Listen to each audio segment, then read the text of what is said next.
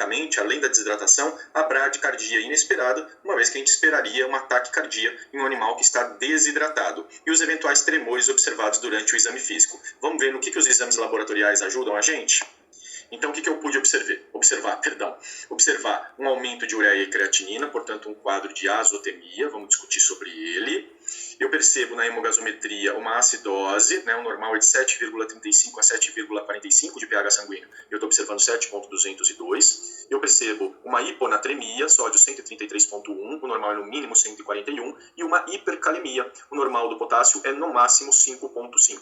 Associado a isso, um quadro de hipoglicemia, a glicose está em 48 mg por decilitro, o normal, de acordo com algumas literaturas, é de 60 a 65, tem uma certa variação, mas em torno disso, tá? Então eu posso dizer com tranquilidade que essa paciente está hipoglicêmica. Exame ultrassonográfico dentro da normalidade. Então eu havia pedido para vocês realizar a interpretação desses achados laboratoriais e definir possíveis diagnósticos diferenciais. Então vamos lá, pessoal. Hipertensividade está causando perda, está causando problemas com a perfusão renal, ou seja, o sangue não chega apropriadamente no glomérulo, portanto não há uma filtração eficiente. E o que pode estar prejudicando a perfusão renal, professor? Normalmente eventos de desidratação, hipovolemia e hipotensão são os responsáveis por uma perfusão renal inapropriada. E no caso da azotemia renal, a gente está falando de uma insuficiência renal aguda ou de uma insuficiência renal crônica. E na azotemia pós-renal, em geral, ocorre por obstrução vesical, então obstrução uretral é o quadro mais comum, ou ruptura vesical. Tá? Então, quando há uma ruptura de bexiga, você tem extravasamento de urina para dentro da cavidade abdominal, reabsorção de ureia e creatinina, ocasionando um quadro de azotemia pós-renal. No caso da pós-renal, os rins estão absolutamente normais. O problema que ocorre, como o próprio nome diz, é depois deles. E no caso dessa paciente especificamente, como que eu posso procurar determinar? Pessoal, a azotemia pós-renal a gente consegue descartar com os dados clínicos, Se houvesse uma obstrução uretral, eu teria palpado uma bexiga muito grande, normalmente rígida, com dor na palpação, o que não foi o caso. Falando de ruptura vesical, além de não ter um histórico de trauma, o exame ultrassonográfico não percebeu líquido livre na cavidade abdominal, o que me leva a eliminar completamente a causa pós-renal de azotemia. Fico então com as causas pré-renais e renais de azotemia. Como é que eu posso fazer a diferenciação, professor? Vocês viram lá no módulo de função renal, eu posso olhar a urinálise e, por meio da densidade, procurar inferir a origem da azotemia. Se eu tiver uma urina com densidade na faixa hiperistenúrica, eu estou falando de um quadro pré-renal. Evidente, pessoal? Se não há perfusão renal, se há hipovolemia, hipotensão, desidratação, para que o organismo vai desperdiçar água? Ele vai reter líquido, Ele vai procurar concentrar a urina para que não haja perda desnecessária. Então, uma das maneiras é olhar a densidade urinária. Mas a gente tem que ter cuidado, porque existem algumas causas de azotemia pré-renal, onde a urina encontra-se na faixa isostenúrica, como, por exemplo, o hipoadrenocorticismo. Então, ele é uma exceção e ele pode causar confusão na interpretação. E a segunda forma, quando você não tem a urina...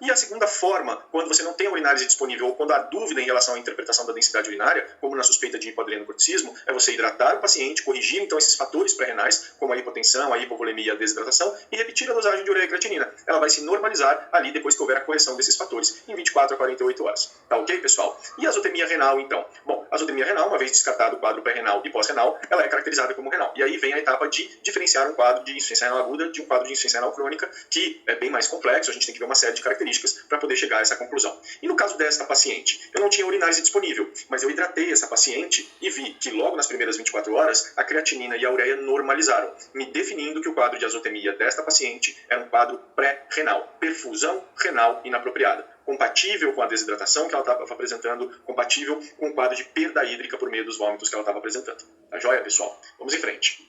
E o potássio? Nós vimos nesse módulo de eletrólitos um monte de causas pelas quais o potássio pode estar elevado. Algumas mais comuns, outras bem menos frequentes. Normalmente, na maior parte dos casos na clínica médica de cães e gatos, a principal causa para aumento do potássio é a redução da sua excreção urinária. A gente viu que existem outros mecanismos, como por exemplo a translocação celular, mas ele é menos importante e menos comum do que a redução da excreção urinária. E quando eu estou falando de redução de excreção urinária, eu posso estar falando, por exemplo, de hipoadrenocorticismo, doença de Addison, enfermidade caracterizada pela diminuição da produção de cortisol e aldosterona, e é justamente a falta da aldosterona que controla esse equilíbrio entre sódio e potássio, que acaba ocasionando a hipercalemia. Então percebam que ela está com um asterisco, porque ela é bastante comum. A insuficiência renal oligoanúrica ou anúrica aguda é o principal diagnóstico diferencial. Então, quando eu estou falando de hipercalemia e azotemia, eu sempre vou pensar em hipoadrenocorticismo ou insuficiência renal aguda. Mas neste momento, a gente já tem subsídio suficiente para eliminar a insuficiência renal aguda, uma vez que a azotemia foi caracterizada como pré-renal. Então, eu posso ficar tranquilo em relação a isso. Vale a mesma coisa para a insuficiência renal crônica terminal, além da clínica não ser compatível, a azotemia era pré-renal. A obstrução uretral nós já comentamos, não havia distensão vesical nem no exame físico, nem no exame de ultrassonografia, o que leva ao descarte da causa pós-renal. A ruptura de bexiga com o abdômen também já descartei, porque a ultrassonografia não identificou líquido livre e não havia histórico de trauma ou obstrução. Gastroenterite seletiva, e aí não dá para descartar por completo, né? Causas como tricuríase, né? O parasita Trichuris fulcis, que causa principalmente o quadro de colite, e a salmonelose podem ocasionar esse aumento de potássio, curiosamente, tá? É fato que no histórico não está descrito uma diarreia importante, mas a gente tem que tomar cuidado, porque essa diarreia pode não ter sido percebida pelo tutor e se tornar clara, por exemplo, durante a internação. Então ainda vamos manter isso em mente. Quilotórax com drenagem repetida não tem nada a ver com o nosso caso, e muito menos o hipoaldosteronismo hiporreninêmico, né, pessoal? Isso é raro, apatia, e para nós aqui não interessa. O hipoaldosteronismo causado pelo hipoadrenocorticismo, sim, esse nos interessa bastante. Bom, e o sódio? Tá baixo, não tá? Tá baixo. Além da hipercalemia, eu tenho a hiponatremia. E nós vimos também muitas causas de hiponatremia na nossa aula do módulo de eletrólitos. A gente viu que você pode ter uma hiponatremia com baixa osmolaridade plasmática, e de fato é o mais comum, é o esperado, né? Quando você tem sódio baixo, que a osmolaridade plasmática diminua. E dentro desse contexto, o animal pode estar hipervolêmico ou hipovolêmico. Como é que está a nossa paciente, pessoal? Ela está hipovolêmica, não é mesmo? Ela está vomitando, ela está desidratada e ela inclusive estava com azotemia pré-renal. Eu tenho tranquilidade para dizer que ela estava hipovolêmica. Quais são as causas de hiponatremia com hipovolemia? Olha quem aparece de novo, pessoal. Hipoadrenocorticismo, doença de Addison. Então começa a se caracterizar aí o nosso principal candidato ao diagnóstico definitivo. A perda de fluidos gastrointestinais, como vômito, tá? Então é uma possibilidade nessa paciente.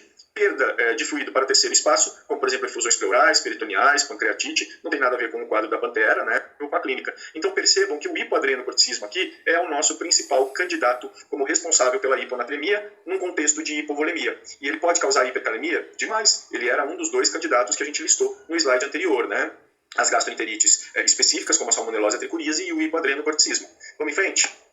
E a hipoglicemia? Nossa, professor, tem muita causa de hipoglicemia, né? Tem bastante causa de hipoglicemia, né? Olha lá, um monte listado. Várias neoplasias, né? Como o insulinoma, por exemplo, é o mais famoso e uma das mais comuns causas de hipoglicemia. Diversas neoplasias listadas aí no slide, tá? Doenças infecciosas, doenças hormonais como o hipoadrenocorticismo, né? Hipoglicemia ligada à raça, enfim. E doenças muito raras, né? Como von Gierke, doença de Core, tá? Terapia com insulina, algumas intoxicações. Então percebam que alguns quadros são muito raros, mas volta a se repetir como causa comum o hipoadrenocorticismo canino, que realmente assim é consistente com todas as alterações laboratoriais que a gente está observando. É consistente com a azotemia, porque o hipoadrenocorticismo causa hipovolemia e hipotensão, é consistente com a inversão de sódio e potássio, com hipercalemia e hiponatremia, e é consistente com hipoglicemia. Por que a hipoglicemia? Porque o hipoadrenocorticismo é caracterizado por deficiência de produção de aldosterona e cortisol, e o cortisol é um importante hormônio no metabolismo de carboidrato, ele é um hormônio hiperglicemiante, e a sua ausência acaba culminando então com hipoglicemia.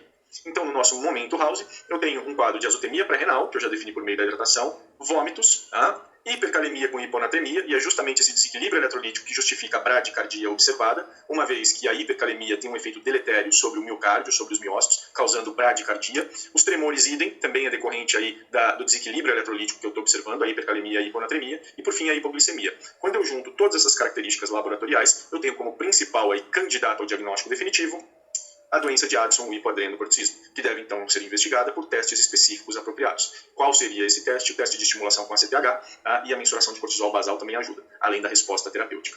Então percebam que a interpretação apropriada das alterações laboratoriais, evidentemente que à luz do quadro clínico do paciente, nos auxiliou a definir o principal diagnóstico diferencial e a